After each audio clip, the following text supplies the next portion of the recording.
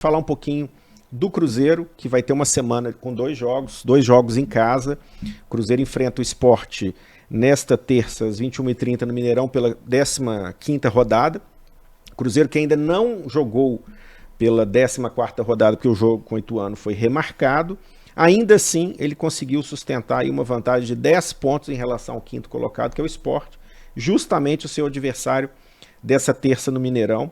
E logo em seguida, o Cruzeiro, na sexta-feira, 21h30, também joga em casa, enfrenta o Vila Nova de Goiás, aí já pela 16ª rodada. O Cruzeiro está com um jogo a menos em relação aos seus adversários diretos, mas eu queria que o Cadu começasse falando, Cadu, não do jogo com a Ponte Preta, mas especificamente percebendo a diferença técnica que houve no jogo do Cruzeiro contra o Fluminense pela Copa do Brasil. Mas ainda assim o Cruzeiro conseguiu, com 10 jogadores, fazer um jogo que garantiu uma desvantagem mínima num cenário muito adverso no Maracanã, que poderia ter ali desandado no segundo tempo para sofrer uma goleada. E a defesa justamente é a marca muito segura do Cruzeiro nessa Série B. A gente percebe que o Cruzeiro ganha muitos jogos por 1-0, pelo placar mínimo, né? A defesa do Cruzeiro, o Pesolano conseguiu rearmar esse time. E agora o Cruzeiro vem para jogar em casa contra o Sport, sem técnico, porque o treinador foi demitido, o Dalpozo, foi demitido após o empate com o Brusque no fim de semana, e o Sport está fechado com o Lisca, mas ele ainda não inicia o trabalho dele no Mineirão contra o Cruzeiro. Deixa eu só verificar aqui, o profissional que vai comandar o Sport será o auxiliar César Lucena, vai comandar o Sport no Mineirão. O Lisca também não é tão doido a ponto de iniciar a sua jornada contra o Cruzeiro sem treinar o time no Mineirão. Mas eu queria que você falasse principalmente assim, do cenário do Cruzeiro na Copa do Brasil, tendo em vista o resultado fora, naquela situação tão adversa, e a projeção para agora na Série B, com 2 jogos em casa, a possibilidade de abrir ainda mais a sua vantagem. O Cruzeiro para mim jogou muito mal contra o Fluminense, e o Fluminense jogou muito bem contra o Cruzeiro. Então realmente ficou muito barato, o Cruzeiro saiu muito no lucro aquele dia, né? Se a gente olhar aqueles critérios, né, normalmente a gente utiliza para falar de superioridade, né, volume, chances criadas, que para mim é o melhor, chances claras criadas, que para mim é o melhor critério para avaliar ali a justiça de um jogo.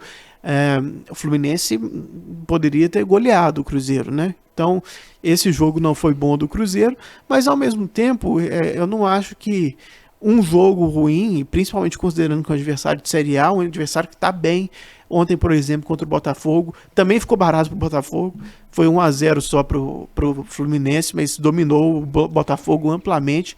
O Fluminense meteu 5 no Atlético, né? Num jogaço, jogou mal contra o América aqui. Mas tinha perdido para o Atlético Goianiense em casa, com 1 a menos, né? Tudo bem. Mas eu acho que na soma de tudo ele está dando bons sinais, então acho que isso a gente tem que considerar para avaliar o Cruzeiro no último jogo. Então, acho que foi mal, mas é cedo para qualquer pessimismo, que o que deve prevalecer mesmo é o otimismo, porque na Série B o Cruzeiro está bem. Uma coisa que eu não gostei, que eu não sei se os colegas concordam, que eu não gostei, que aí é raro a gente falar de um erro do Pesolano, né? Mas para mim foi um erro. Para mim, Rodolfo e Edu juntos não dão liga. Não dão liga. Isso é uma formação assim para usar rarissimamente, assim. Durante o jogo, durante mudar um cenário adverso, talvez, né? Exatamente, num abafa, assim, numa loucura, precisando ali de mais gente trombando na área, mas eu não vejo mesmo assim como uma coisa ideal, uma coisa viável. Fica muito lento o ataque com os dois juntos. Já eu sou um crítico a ele pelas opções, que às vezes ele peca na hora de tomar uma decisão entre fazer uma jogada individual, fazer um cruzamento, dar uma assistência. O próprio Pesolano falou sobre mas a gente percebe, a gente percebe quanto faz falta um jogador que tem o mano a mano. E o Cruzeiro não tem nenhuma peça à altura desse jogador, que já não é um jogador nível Série A, né? Então você vê que em algum momento isso vai gritar na formação do elenco, né? A falta de jogadores qualificados para exercer determinadas funções. Por exemplo, tem Vitor, por exemplo, ele não deve ter o Rafa Silva, é uma dúvida. para o jogo contra o Sport. Um jogador que está com problema no pé também, não treinou, edema. Né? Não treinou no domingo, não treinou hoje. Deve ser alguma coisa parecida com o que o Hulk tem no Atlético, né? O Hulk do Atlético tem no pé, que é uma dor no pé, na sola do pé. Ele está com algum problema parecido a esse que o Hulk tem. Mas não é tão grave quanto o que o Luan do Corinthians, né? Sim. Que desde os tempos de Grêmio tem um problema no pé. Plantar, se não me engano. Geralmente quem corre, né? Quem pratica muita corrida. Tem Já teve, Vicente? Não. Porque esse é o caso, né? Esse é o caso de que corre. O preparo dele é tão bom que ele corre e não tem. Não, facite não, porque é um tratamento chato, viu? Quem teve, eu vou te falar, até cirurgia já foi até indicado para algumas pessoas que eu conheço, não é Mas fácil. o Rafa Silva tá com esse problema.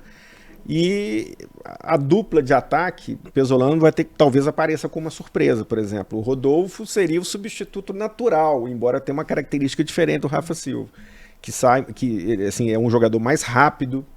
Agora ele tem Vagninho como opção, tem Vitor Leque, então tem o Luvanor que vai voltar, né, para esse jogo. Então o Luvanor que já não joga há bastante tempo. Então, assim, é aquela questão, ele tem tudo na mão para talvez até colocar o Rodolfo novamente, mas pela experiência do jogo no Maracanã, eu acho que o Pesolano tende a não iniciar com o Rodolfo, formando essa dupla de ataque com o Edu novamente. Só para a gente colocar aqui algumas informações sobre o Cruzeiro, além do Rafa Silva, que não está garantido nesse jogo devido a esse incômodo no pé direito, o Cruzeiro na verdade tem duas opções a mais, vai ter, além do Luvanor, vai ter o Léo Paz, que deve ser relacionado, tem o Wagner Leonardo, zagueiro, que passa a ser uma opção para os 3 zagueiros titulares, já que o Cruzeiro joga nesse esquema. Teve o Pedrão no Maracanã, uma estreia de um menino tão novo naquele jogo, numa situação tão adversa, não foi tão bem, né? Mas assim, não dá pra gente ter como parâmetro também, mas a partir de agora ele passa a contar com uma opção a mais na zaga. Em relação ao Sport, o Sport que vem de empate no sábado com o Brusque 0-0, demitiu o seu treinador, Gilmar Dalpozo. O Lisca já está acertado com o Sport, deve estrear só na próxima rodada, não deve encarar o Cruzeiro como técnico aqui. O César Lucena seria o auxiliar responsável por dirigir esse time. O Sport é o 5º colocado, é aquele time ali que é a margem de comparação para o time que vai subir, né? A gente sempre fala que o Cruzeiro está com 31 pontos, 10 em relação ao 5º colocado, é justamente o Sport. É a chance, João, que o Cruzeiro tem de abrir uma diferença enorme sobre mais um adversário direto, né? Que no caso é o Sport. E esse Sport não vai ter o Giovanni Piccolombo, suspenso, mas também não jogaria contra o Cruzeiro por uma questão contratual, já que ele tem vínculo com o Cruzeiro, foi emprestado ao Sport. E por outro lado, o Sport como reforços vai ter a volta do zagueiro Rafael Thierry, lateral direito Ezequiel, conhecido aqui do torcedor do Cruzeiro, e também o atacante Rai Banegas, que cumpriram suspensão diante do Brusque. Eles voltam para esse jogo com o Cruzeiro. A presença do Ronaldo mais uma vez no Mineirão, mas é muito importante, né, João? O Cruzeiro fazer o resultado, abrir aí 13 pontos de diferença sobre o 5º colocado. O Tombense está já chegando também, já tem 6º. Mas você vê amplo favoritismo e ótimas condições para o Cruzeiro fazer esse placar agora contra um time que vem dessa pressão, perdeu um treinador. É um cenário favorável, considerando que vai jogar em casa. Tem 2 jogos em casa nessa semana, então é um momento de, quem sabe, abrir ainda mais vantagem em relação ao 5º. Mas não dá para falar que é um cenário em que o Cruzeiro é favoritíssimo. É favorito, tem jogado o melhor futebol da Série B, competiu mal contra o Fluminense, como a gente, quer dizer, competiu, mas jogou mal contra o Fluminense. Mas é o que o próprio Pesolano falou, né? O parâmetro de comparação para o Cruzeiro não precisa ser um time de Série A. Eu sei que teve gente que ficou incomodado assim, com o jeito que o Pesolano falou, né? De que ia medir forças contra qualquer adversário pela fase que vive na Série B. Né? E não é assim, o patamar é outro, o nível é outro. Como o Cadu disse, o time se safou de levar uma goleada, de ter um resultado ainda pior também, porque estava com um jogador a menos. Mas pro jogo contra o Sport existe esse favoritismo. Eu tenho também meu receio em relação a essa dupla de ataque. Se o Rafa Silva não jogar, pode ser o Rodolfo. Acho que fica um pouco mais previsível o ataque do Cruzeiro. São dois jogadores que, sim, são diferentes, mas que têm características e ocupam um lugar no campo que pode ser semelhante em algum momento ali. Então não vi um bom entrosamento nesse jogo contra o Fluminense. Mas existe um favoritismo, e se a gente considera, Bruno, olhando para a tabela, você falou aqui, e a gente até publicou uma matéria mais cedo sobre a probabilidade de o Cruzeiro subir, que está acima dos 90%, eu acho muito cedo ainda para a gente pensar nesse tipo de cálculo, mas são 31 pontos em 13 rodadas. Se a gente dobra essa pontuação, 62, 60, colocar 65 ali, é uma pontuação com segurança de que provavelmente vai subir. O Cruzeiro precisaria, daqui ao final, de um aproveitamento de 42%, 43%, para garantir... Aproveitamento de meio de tabela para baixo. De meio de tabela. E ele teve um aproveitamento de 70 e tantos %. Eu não estou com os números aqui agora, fizemos essa matéria na semana passada, mas o cenário mudou pouco, porque o Cruzeiro manteve a média. Mas assim, é um aproveitamento baixíssimo necessário para o Cruzeiro conseguir a pontuação como quarto colocado, baseado nos últimos anos. Então, assim, acho que teve um ano em que o quarto colocado teve mais do que isso. 65. Acho que foi o Vitória que teve 71 pontos, não vou lembrar de cabeça o ano. Os dois últimos anos foram 62, 61 pontos, o quarto colocado. Sim, então é aproveitar esse momento e aproveitar essas duas partidas em casa para se consolidar mais ainda, porque imagina o Cruzeiro com 2 vitórias, vai para 38 pontos, não é isso? 37? 37 pontos. Meio caminho andado, né? Mais de meio caminho andado, meio caminho tá agora. Ô Vicente, eu queria ouvir você sobre essa disputa particular pelo G4 da Série B, porque, curiosamente, o Bahia, que é o terceiro colocado, perdeu seu treinador, Guto Ferreira. O Grêmio, o Roger tá ali na corda bamba, a cada rodada sendo pressionado. Há 2 meses o Roger tá variar, né? Pra variar, então, o Roger tá, né? Não conseguiu mais uma vitória fora de casa contra o CSA, mais um tropeço, levando em conta o elenco que o Grêmio tem, a capacidade de investimento que ele teve para essa temporada, é o time mais caro. O Sport acabou de trocar o técnico, é o quinto, e a gente vê uma regularidade muito grande apenas de Cruzeiro e Vasco, né? E aí uma subida repentina do Tombense, que já foi o lanterna. O Tombense está com boas condições, se mantiver esse perfil aí, esse momento positivo dele, de entrar em breve no G4 da Série B. Mas eu queria que você opinasse sobre essa briga particular de Cruzeiro e Vasco. Até que ponto uma eventual perda de liderança do Cruzeiro, por exemplo, você acha que pesa no anímico do elenco, né, emocionalmente, para o restante da campanha? O Cruzeiro que conquistou essa liderança na 7ª rodada, e muita gente fala, eu não quero o Cruzeiro campeão da Série B, o torcedor às vezes comenta isso, mas ser líder e manter uma margem de vantagem sobre seus adversários diretos, emocionalmente tem um impacto muito grande, né? E o Vasco agora está a 1 ponto do Cruzeiro com um jogo a mais, né? Mas eu queria que você avaliasse essa briga particular dos dois e pensando assim, até que ponto essa liderança é fundamental para o Cruzeiro do ponto de vista emocional na Série B? Bom, não vejo adversário para o Cruzeiro na Série B. Não vejo. Por mais que vocês falem, o Grêmio tem um time de muito investimento, não decolou ainda. O Cruzeiro tem somado pontos, é o que nós falamos do Corinthians. O Cruzeiro tem somado pontos dentro e fora de casa, a torcida apoiando, recuperou a credibilidade com a torcida. E os adversários mais próximos começaram a tropeçar.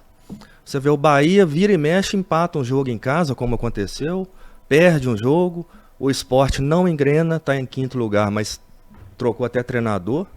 Quer dizer, o Cruzeiro então vai ficar Cruzeiro e Vasco, na minha opinião. Acho que vão ficar os dois nessa briga até o final. Não vejo, o Grêmio pode chegar? Pode. É uma incógnita, né? Mas assim, o Cruzeiro tem tudo para manter essa regularidade, que hoje a gente até comentou que mais de 90% essa possibilidade, embora seja cedo, se continuar assim, vai continuar 90% até o Cruzeiro subir, garantir o acesso, porque do jeito que está, eu não vejo o Cruzeiro tropeçando nessa Série B. Não vejo. Eu acho que o Cruzeiro tem tudo para, independentemente do jogo contra o Fluminense, que eu acho também que é viável. o Cruzeiro chegar aqui e ganhar do Fluminense, eu acho perfeitamente viável. Eu não acho nada impossível. Até pela irregularidade do próprio Fluminense, né? Sim, no Brasileiro, o Fluminense perdeu jogos, quer dizer, os times têm perdido pontos e o Cruzeiro vem se mantendo. Então eu acho que o Pesolano encontrou uma formação ideal para o Cruzeiro. Uma não, são várias, né? Que ele tem sempre alternado ali. Mas ele encontrou um grupo de trabalho que realmente ele conquistou a credibilidade dos jogadores, da diretoria e da torcida agora. Então eu acho que esse trio aí unido, muito difícil, dá errado. Vejo o Cruzeiro como grande favorito a ser campeão da Série B. Essa coisa de torcida, o Cruzeiro não pode ganhar a Série B, por que não? Vai subir com moral mais ainda para a Série A. Eu acho isso uma besteira de torcedor, falar que o Cruzeiro não pode ser campeão da Série B. Tem que ser campeão. O Cruzeiro tem a obrigação de ganhar todos os campeonatos que disputa e a Série B é um deles, por que não? Então, uma besteira isso, besteira, né? De torcedor. Sua opinião, Cadu, no ponto de vista, assim, até que ponto a liderança da Série B é fundamental, e até no caso do Cruzeiro, que conquistou na 7ª rodada e não perdeu mais, né? Tá com um jogo a menos. Um tropeço poderia custar a liderança na próxima rodada. Um tropeço contra o Sport, por exemplo.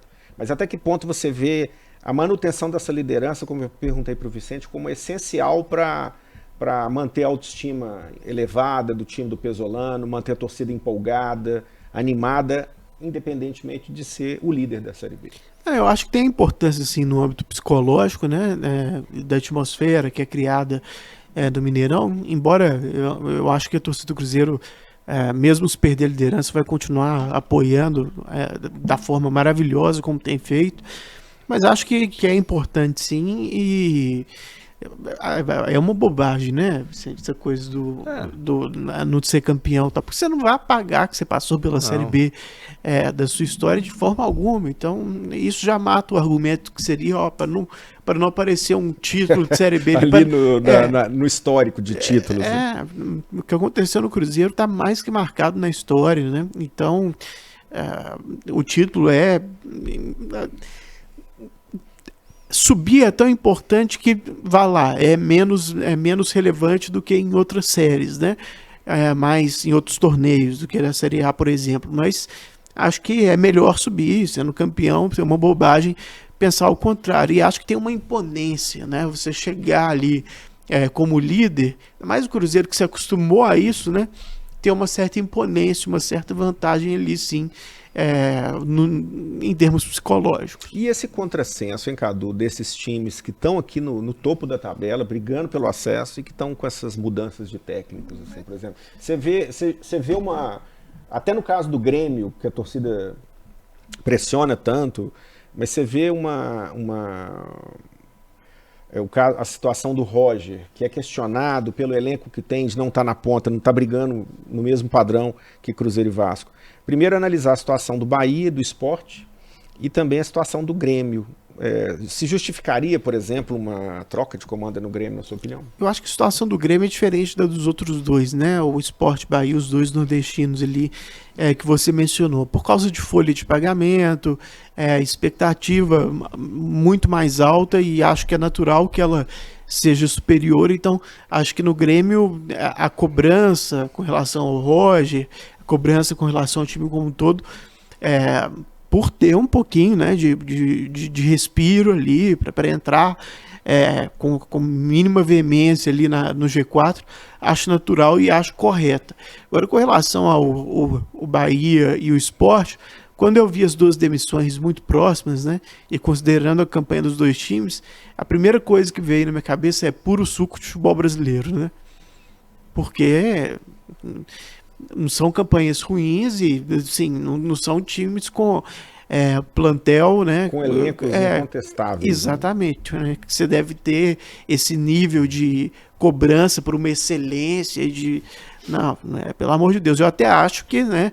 Eu gosto do Anderson Moreira. Então, acho que o Bahia até que levou um bom técnico para lá. Acho que o Anderson foi injustiçado no Botafogo, foi injustiçado até no Cruzeiro, na minha opinião, que é uma opinião, acho que um pouco impopular, mas acho que no Cruzeiro também foi tudo muito apressado.